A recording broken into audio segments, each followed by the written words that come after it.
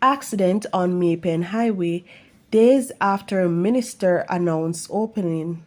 St. Mary schoolgirl in hospital after being stabbed by mentally ill man.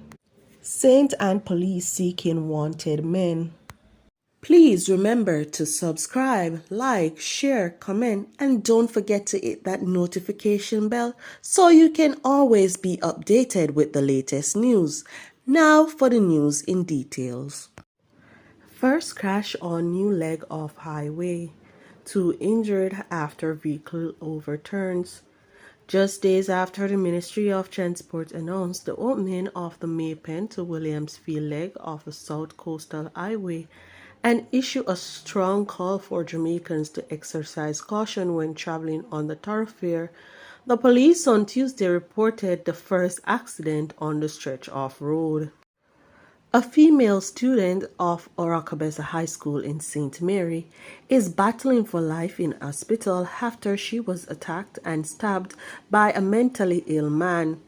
It is reported that the student was stabbed multiple times in her neck, hands, back, and buttocks.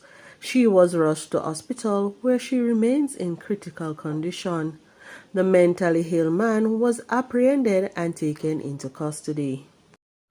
Detectives assigned to the St. Anne Criminal Investigation Branch have listed 2 men as wanted for serious crimes in the division. They are Kemar Matthews, otherwise called Bitter or Bibi, who is wanted for murder and wounding with intent. Javon Simpson, who is wanted for wounding with intent.